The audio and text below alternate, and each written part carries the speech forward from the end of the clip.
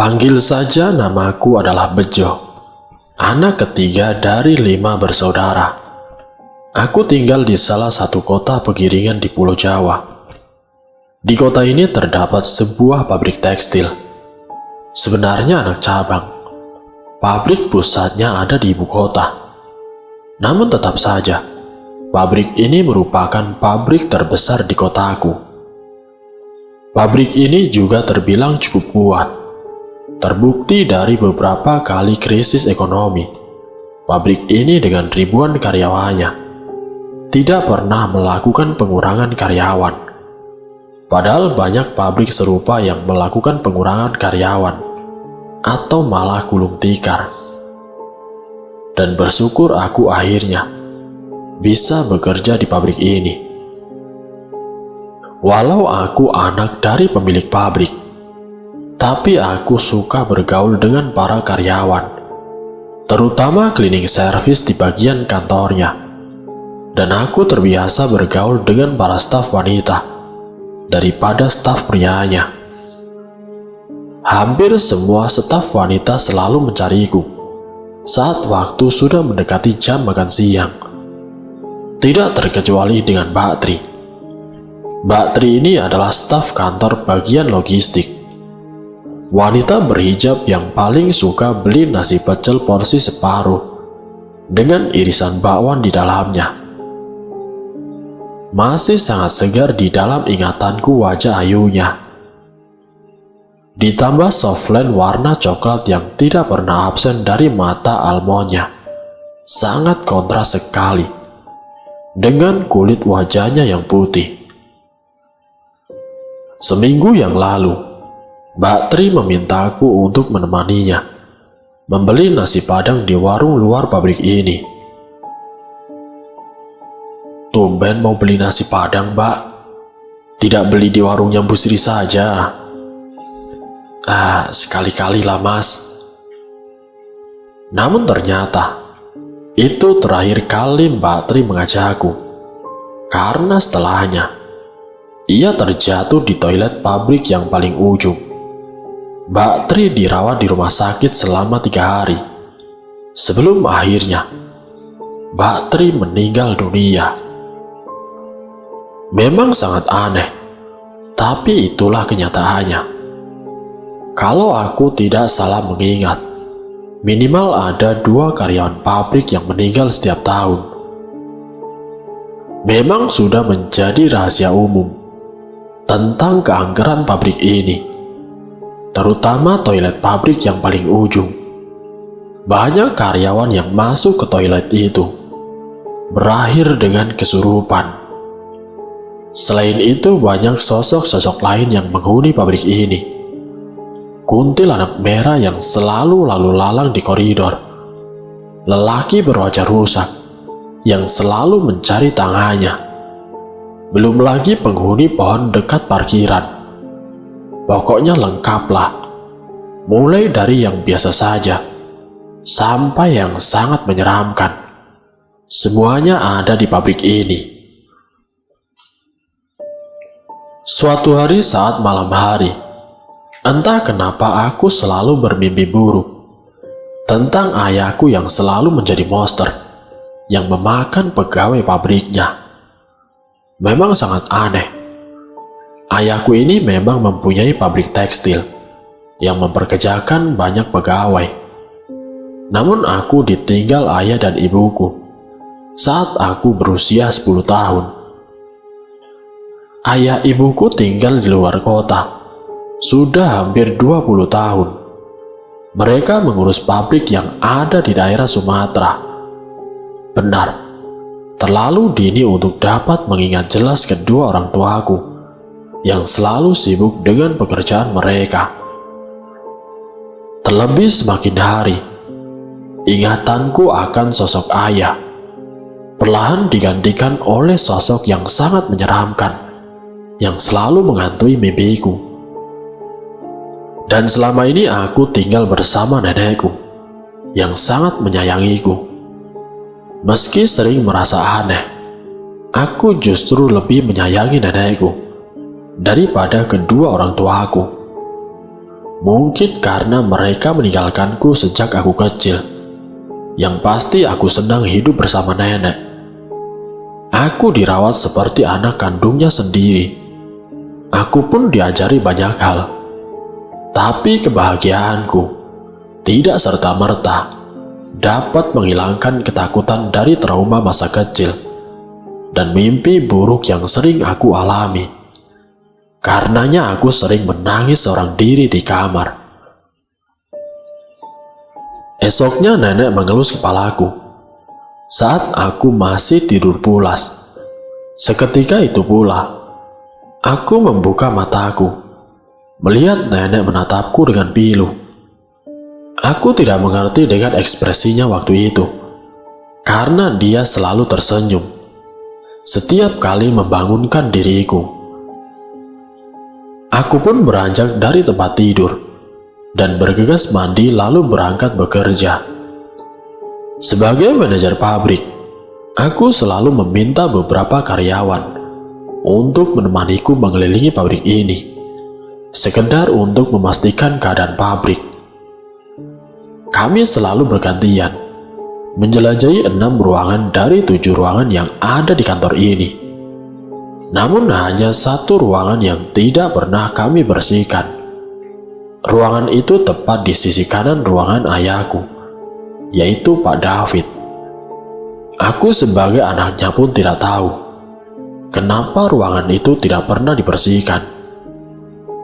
Namun dari desas-desus yang pernah aku dengar, ruangan itu merupakan ruangan arsip berkas-berkas penting.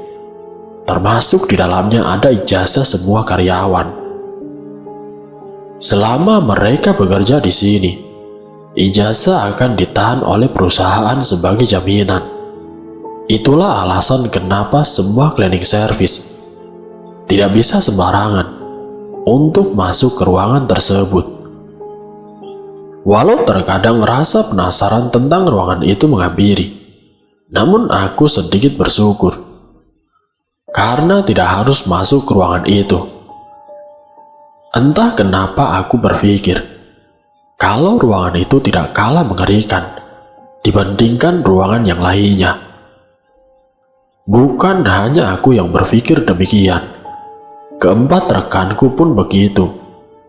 Kami suka mendengar suara-suara aneh, suara rintihan, bahkan tidak jarang suara teriakan minta tolong dari dalam ruangan arsip itu. Tapi kami pun tidak mau mengambil resiko dengan melanggar perjanjian yang sudah kami sepakati. Lagi pula kami tidak mau nasibnya seperti Pak Imam. Pak Imam satpam di gerbang 1 yang telah menghabiskan hampir 10 tahun di pabrik ini, di PHK tanpa pesangon hanya karena terlibat percakapan dengan salah seorang pelamar kerja. Aku ingat benar waktu Pak Imam bercerita pada aku tentang apa yang membuatnya dipecat dari pabrik. "Pak, saya titip lamaran. Katanya disuruh nitip di pos satpam." "Iya mas, letakkan saja di situ." "Saya numpang istirahat sebentar di sini ya Pak." "Iya, silakan mas. Saya bawa masuk lamaran mas dulu ke dalam ya." "Iya Pak, terima kasih." Dan setelah membawa surat lamaran si pemuda itu, Pak Imam kembali ke pos jaganya dan berbincang dengan pemuda itu, menanyakan asal-usul pemuda itu dan bagian apa yang hendak dilamarnya. "Oh ya, masnya anak nomor berapa ya?"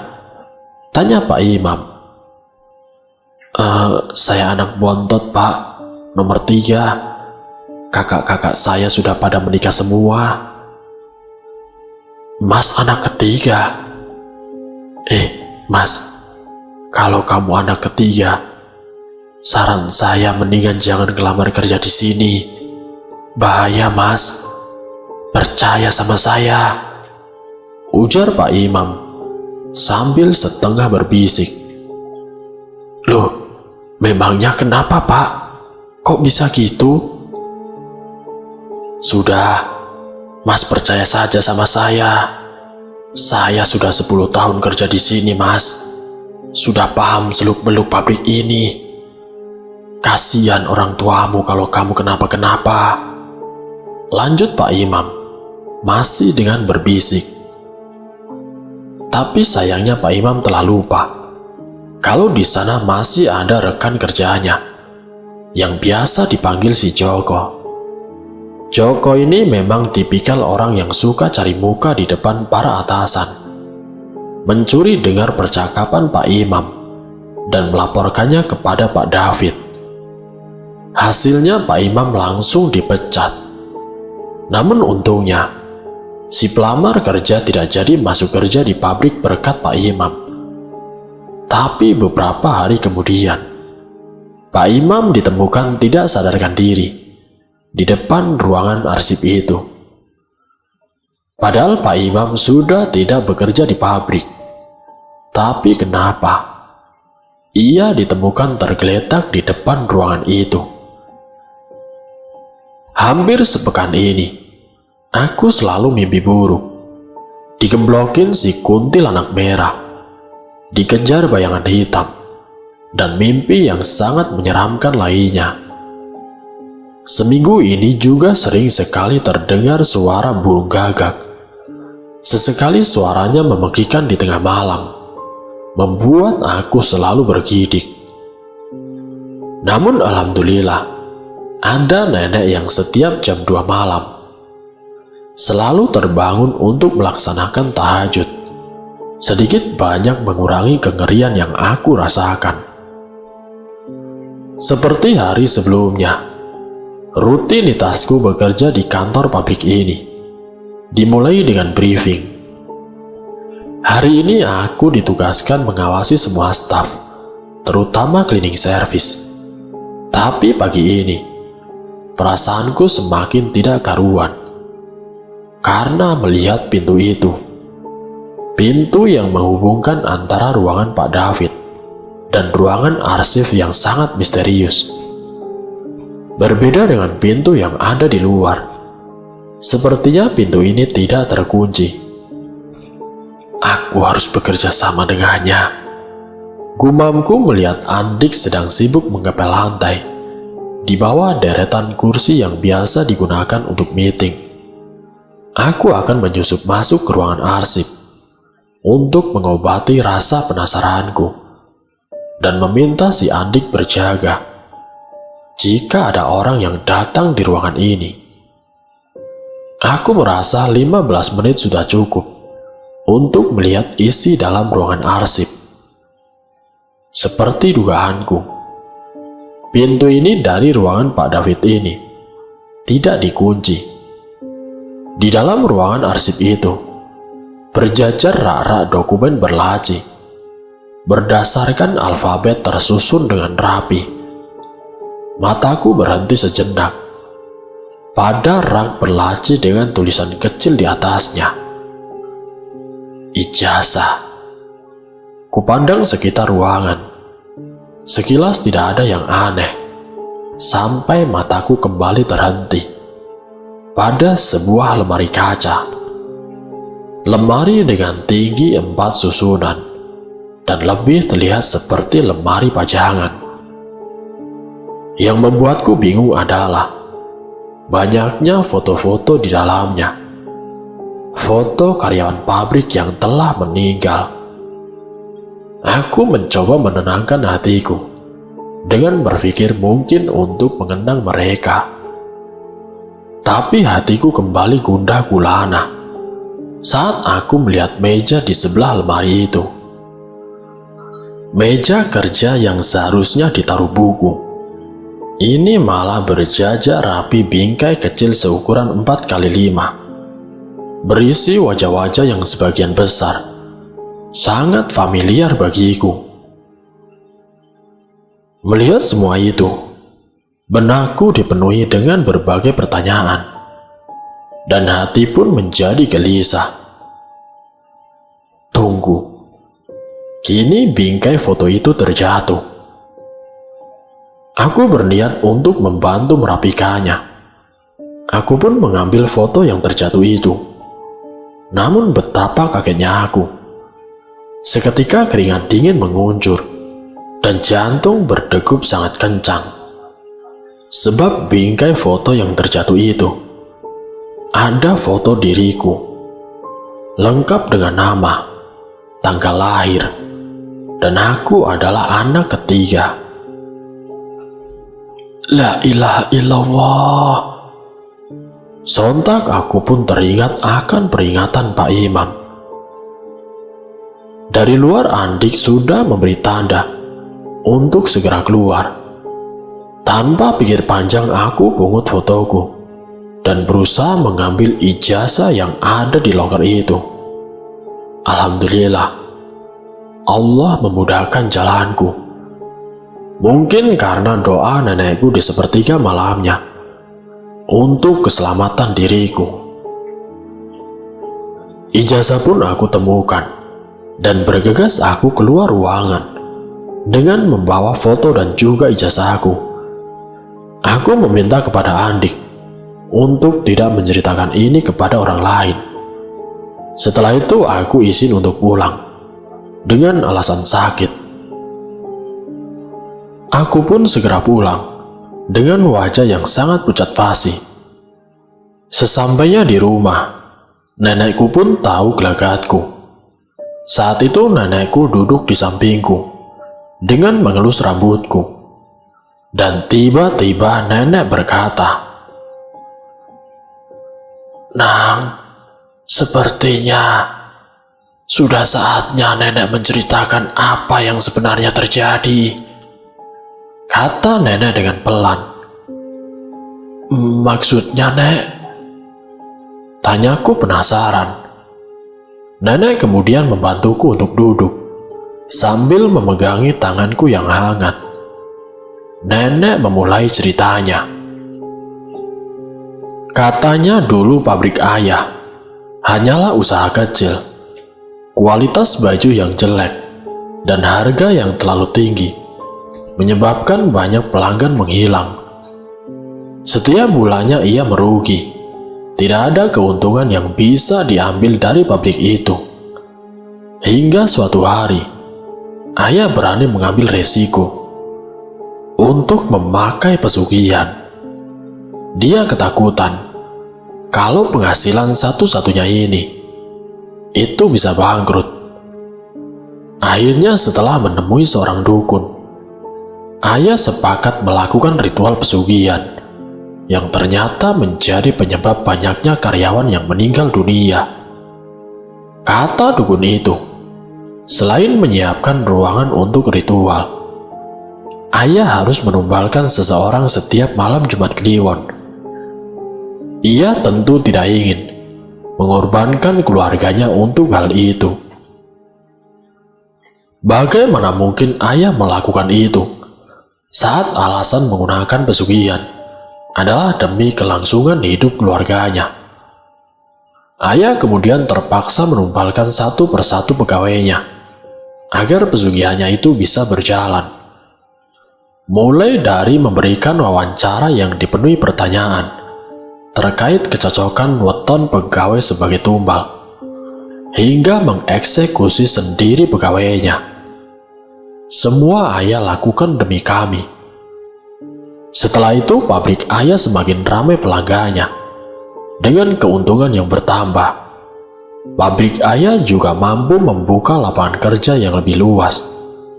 Alhasil pegawai ayah semakin bertambah banyak.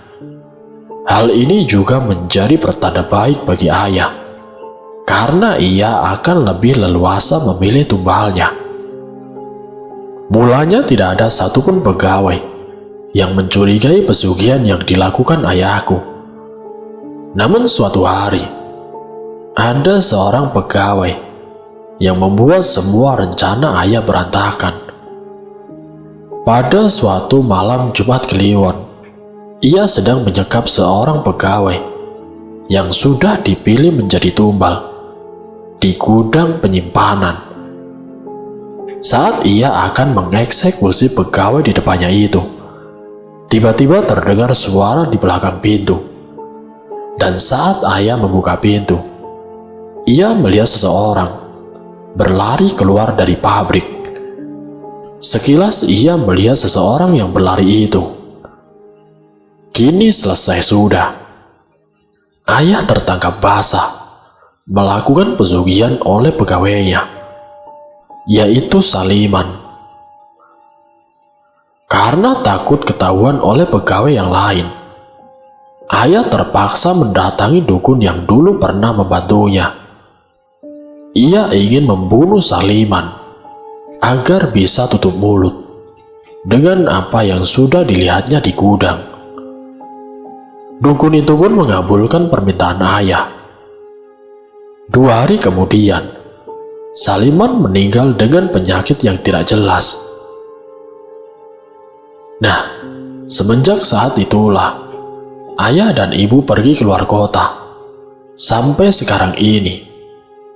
Dan ya, ritual pesugihan itu tetap berlangsung. Aku dibuat terkejut oleh fakta itu. Tidak menyangka, ternyata orang tuaku melakukan pesugihan demi kejayaan usahanya. Namun cerita itu belum berakhir. Untuk kali ini, ayah lalai dan tidak mengindahkan peringatan yang seharusnya ia dengarkan. Sehari setelah nenek menceritakan itu, ada salah satu karyawan pabrik yang meninggal. Sebut saja namanya adalah Roni. Istrinya datang ke pabrik milik ayah. Ia berdiri di tengah pabrik dan berkata sumpah serapah kepada ayah. "Dasar manusia biadab, terkutuklah kau dan keluargamu atas semua pegawai yang sudah kau tumbalkan untuk pesugihanmu. Aku bersumpah atas kematianmu. Ingat, kesengsaraanmu tidak akan berhenti pada dirimu saja. Aku juga bersumpah, kalian berdua besok akan mati." Istri Roni mengucapkan kalimat itu keras-keras di hadapan semua pegawai yang sibuk bekerja di bagian masing-masing. Kebetulan hari itu, ayah dan ibuku pulang untuk mengunjungi pabrik. Ayahku hanya menertawakan perkataan itu. Memang perkataan itu tidak mempengaruhi ayah, tetapi justru pegawai pabrik ini. Sejak kejadian itu, banyak pegawai yang mengambil cuti dan berakhir tidak bekerja lagi. Mereka percaya dengan perkataan istri Roni dan takut akan dijadikan tumbal. Hal itu tentu mempengaruhi kinerja pabrik. Semakin hari produk yang dihasilkan semakin berkurang. Keuntungan pabrik juga semakin menyusut. Yang lebih parah lagi, kemerosotan itu mempengaruhi ritual pesugihan ayah. Ia tidak bisa lagi memberdaya pegawainya untuk dijadikan tumbalnya. Ayah menjadi frustasi dan sering uring-uringan. Ibu yang selama ini menjadi penenang ayah sudah tidak mempan lagi. Hingga suatu hari, saat mereka menuju dukun tempat langganannya, mereka tewas kecelakaan akibat ayah terlibat argumen pedas dengan ibu saat sedang menyetir. Aku dibalut shock atas kejadian yang menimpa keluargaku. Akhirnya aku tahu penyebab kondisiku yang seperti ini. Sekarang aku bisa tidur tenang tanpa memimpikan ayah sebagai sosok yang seram. Dan yang bisa kulakukan sekarang hanyalah meminta ampunan dari dosa-dosa yang sudah mereka perbuat. Semoga dari kisahku ini kita dapat mengambil hikmah dan juga pelajarannya. Wassalamualaikum warahmatullahi wabarakatuh.